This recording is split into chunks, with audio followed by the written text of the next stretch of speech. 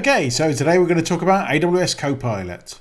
So Copilot's interesting because it's not really an AWS service. It's an CLI app which you can use to provision a number of AWS services. It's something that's important to have awareness of for the exam, but you're not likely to have any in-depth questions on Copilot, or at least I haven't seen any so far.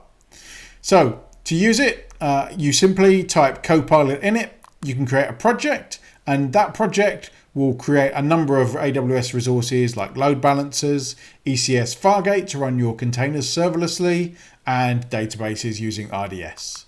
It will sort out Route 53 records for you as well, and use ACM to create certificates. So essentially, it's giving you an easy way to deploy applications.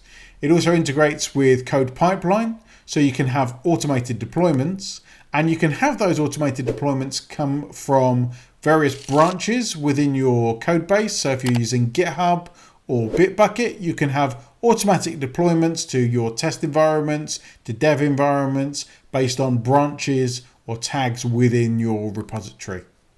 As I say, a full-featured CI/CD pipeline is deployable using CodePilot. It's a very easy way to get started.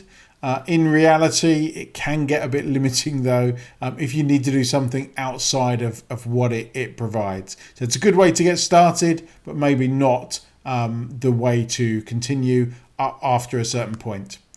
It does have built-in monitoring, which is very nice. Uses CloudWatch metrics and alarms for that, and also CloudWatch logs for logging.